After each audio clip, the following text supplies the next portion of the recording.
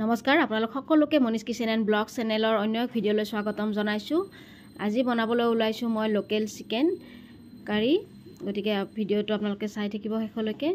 তাৰ কাৰণে মই লোকেল চিকেন লৈছোঁ আৰু ইফালে আলু কাটি লৈছোঁ। মই আলু ডাঙৰ ডাঙৰ 3টা কাটি লৈছোঁ আৰু ইফালে বিলাহী অকণমান কাটি লৈছোঁ। লগতে পিঁয়াজ ডাঙৰকৈ 3টা কাটি লৈছোঁ আৰু ইফালে কেঁচা পকা জলকীয়া আৰু শুকান জলকীয়া, আদা নহৰু আৰু এইফালে লৈছোঁ মই জিৰা গুড়ি, শুকান জলকীয়া গুড়ি আৰু গৰম মছলাৰ গুড়ি। তো আহকচোন ভিডিঅ'টো আৰম্ভ কৰোঁ। এয়া প্ৰথমতে মই আলুখিনি ভাজি লৈছোঁ। আলুখিনি কেৰাহীত তেল গৰম হ'বলৈ দি আলুখিনি ভাজি লৈছোঁ। আলুখিনি ভাজোঁতে মই অকণমান নিমখ হালধি গুড়ি দিছোঁ। তাৰপিছত ভালকৈ ৰংচোৱাকৈ ভাজিম।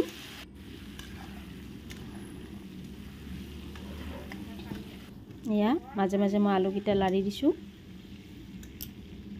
চাব যাতে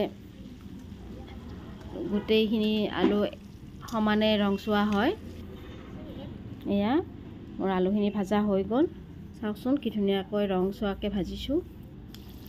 এতিয়া মই ৰৈ যোৱা তেলখিনিতে আকৌ অলপমান তেল দি তাত শুকান জলকীয়া আৰু তেজপাত ফোৰণত দি পিঁয়াজ বহাই দিম। এয়া মই পিঁয়াজখিনি ভালকৈ ভাজি ল'ম। পিঁয়াজখিনি অকণমান ৰংচোৱা হোৱাৰ পিছত ইয়াতে মাংসখিনি দিম। এয়া মই মাংসখিনি বহাই দিলোঁ। মাংসখিনি ভাজোঁতে মই নিমখ আৰু হালধি অকণমান দি ল'ম।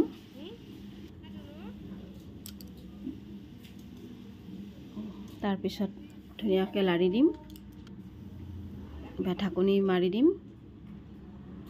চাওকচোন মই আদা নহৰু আৰু পিঁয়াজখিনি থেতেলি লৈছিলোঁ আগতে। আজি মই আচলতে আদা নহৰু আৰু পিঁয়াজখিনি পেষ্ট কৰি লোৱা নাই, অকণমান থেতেলিহে লৈছিলোঁ। আপোনালোকেও এনেকৈ বনাই খাই চাবচোন। এইবাৰ অকণমান জিৰা গুড়ি আৰু শুকান জলকীয়া গুড়ি দিলোঁ।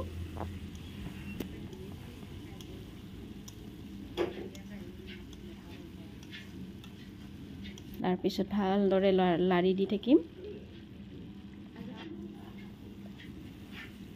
এয়া চাওকচোন বিলাহীখিনি পূৰা গলি গৈছে। আপোনালোকেও এনেকৈ ৰহুন আৰু আদা থেতেলি দি পেলাই চাবচোন। একেবাৰে মিহি নকৰিব, তাৰ সোৱাদটো অলপ বেলেগকৈ আহে।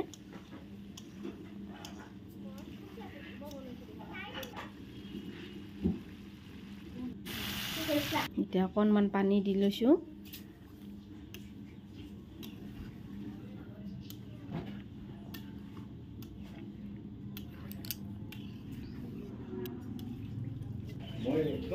এয়া মই ভাজি লোৱা আলুখিনি এতিয়া মাংসত দি দিম। ইতিমধ্যে আমাৰ আঞ্জাখন উতলিবলৈ আৰম্ভ কৰিছে, তেতিয়া মই আলুখিনি দি ল'ম।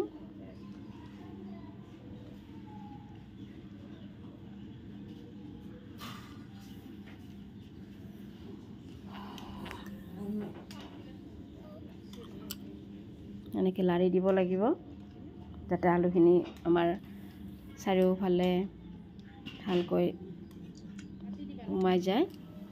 এয়া চাওকচোন মোৰ আঞ্জাখন উতল আহিবলৈ ধৰিছে আৰু আমাৰ গোটা নহৰুখিনি ধুনীয়াকৈ চাৰিওফালে সিঁচৰিত হৈছে।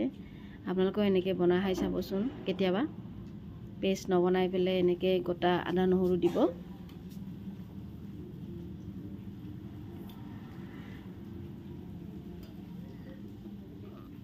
এতিয়া এবাৰ ভালকৈ লাৰি দিম। এয়া চাওকচোন আঞ্জাখন ভালকৈ উতল আহিব ধৰিছে।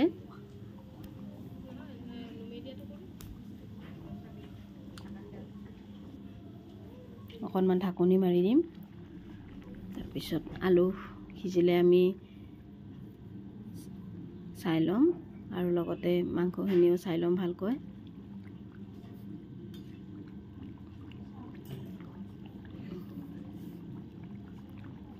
আমাৰ আলু আৰু মাংসখিনি সিজাৰ পিছত আমি আঞ্জাখন নমাই দিম। এয়া চাওকচোন ফাইনেলি আমাৰ চিকেন কাৰীখন ৰেডি হৈ গ'ল। আপোনালোকেও এনেকৈ লোকেল মুৰ্গী বনাই খাই চাবচোন এনেকৈ গোটা নহৰু দি পেলাই ইয়াৰ সোৱাদটো অকণমান বেলেগ হয় এনেকৈ ট্ৰাই কৰি চাব আৰু ভিডিঅ'টো যদি মোৰ ভাল লাগে লাইক কমেণ্ট আৰু শ্বেয়াৰ কৰিব লগতে মোৰ চেনেলটো ছাবস্ক্ৰাইব কৰিব ধন্যবাদ